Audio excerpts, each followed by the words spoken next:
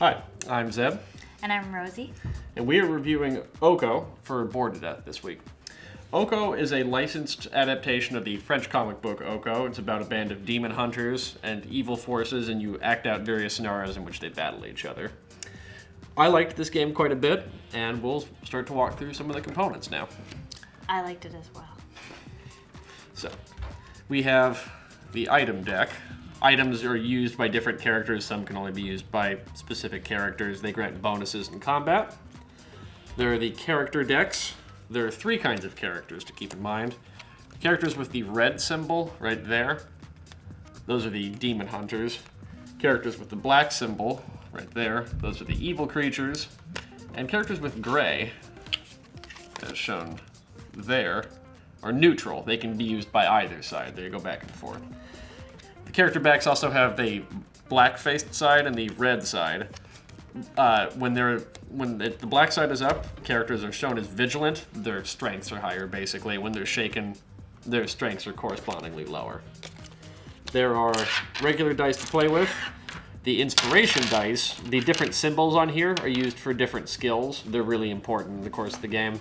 And then there are the game tiles that come with it. And there are different sides to each, such that a player can create multiple different kinds of maps using just a few tiles. The rulebook, which I want to play a big compliment to the game designers here. Not only is it very well translated and easy to follow, but the pictures and cartoons, they add a lot thematically, but they also just enhance the general feel of it too. It's actually kind of fun to read through this, which I've never said about a rulebook before. And then there's also a scenario book so that you can set up a bunch of different games and have unique gameplay for each one of your games, but not really have to go into the effort of making sure all the tiles mesh correctly. They've already done that for you. There are a whole bunch of different ones. Right now we have the board set up for Scenario 1, just to give a brief run through of what you're probably going to be playing first, if you play this. So the scenarios are the way it's set up in the book. It recommends how the tiles should be laid out.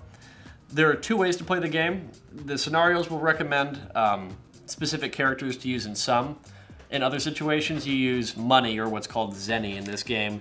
That you're given a budget of things you can purchase, which includes items and characters. They all have different costs. In this case, the Scenario 1 recommends 3 characters for Demon Hunters. That is Noburu, the Wind Reaper, and Okko, placed on the map here. And on my side, we have Master Kanata, Nogasaki, and Oniwaru. Now, each of these characters have different statistics printed on them. There are 4 important ones. So, on Okko, who is the most balanced on the Demon Hunter's side, you have attack, defense, movement, and willpower. All of them are at 4, which is that's a good stat. It's nice and high. He's supposed to be the most evenly balanced among them. Attack and defense, those are basically added as bonuses on die rolls. Movement, that just determines how many spaces you move. And willpower is used in certain situations to make yourself unshaken, basically.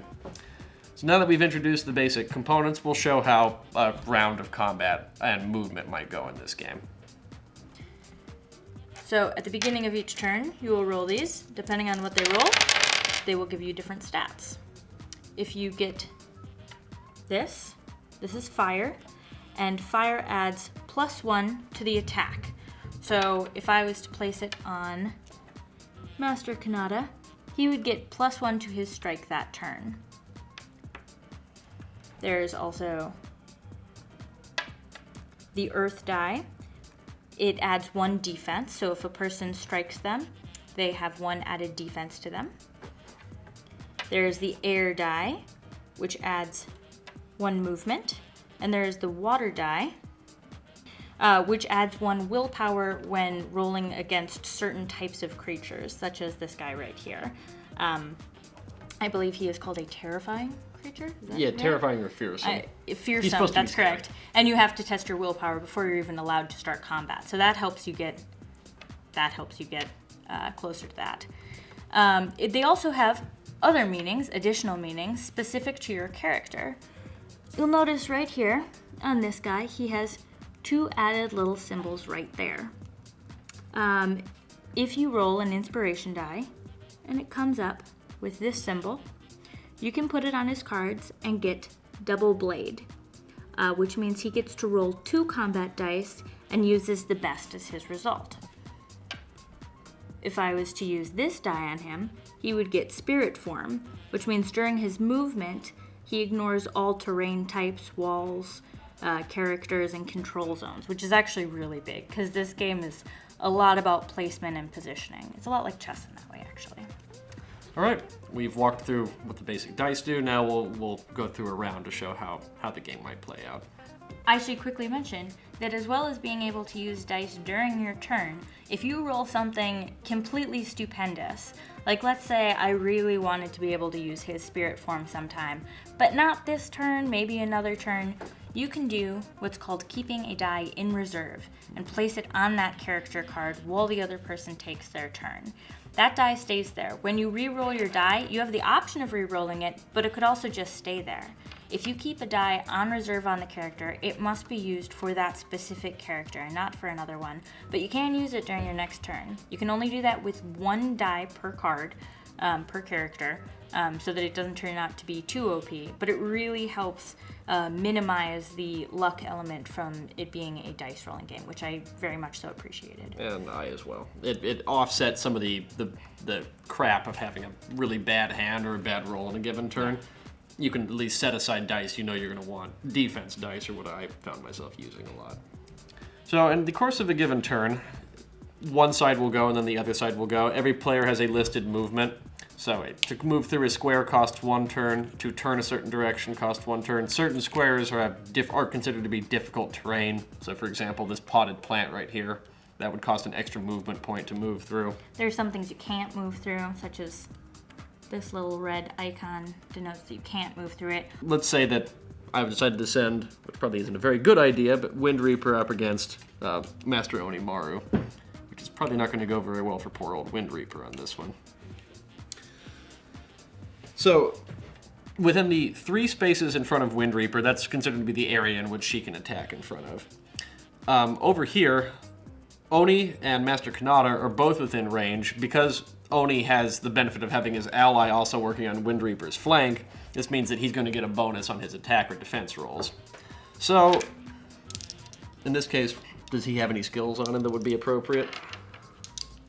Well, he has a defense of 5, but the die in reserve was not for defense, so it's not actually going to be helping him. Well, we'll say hypothetically that Wind Reaper doesn't have any particularly useful skills on her. Perhaps I just had a particularly bad hand at rolling. It's been known to happen to me many times in the past. So here's where the 6-sided dice come in.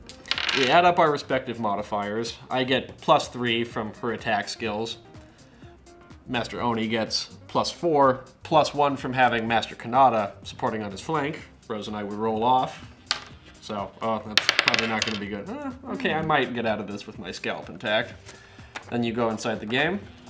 It's really funny when someone attacks you and then they end up being the one that dies. It's happened to me so many times. It was so enjoyable to have a sure shot that ended with me impaling myself on my own sword. You don't even have to plan to win the game. I know. I like to throw games Wait to for them to come to you. Yeah, I know. I'm really good at that. Depending on how much you lose by in a given turn, nothing will happen and the characters will simply stalemate.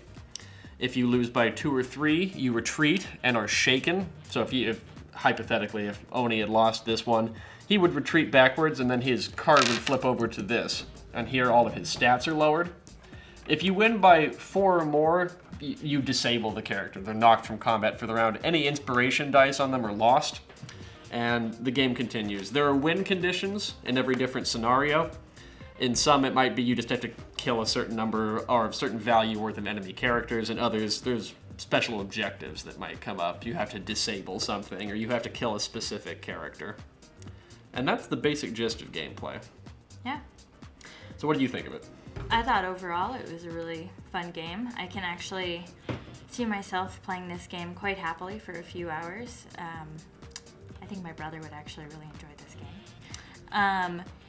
I think there were just a few downsides, which is that it did take a little bit longer than I wanted it to, and you can end up playing hide and seek with the other person.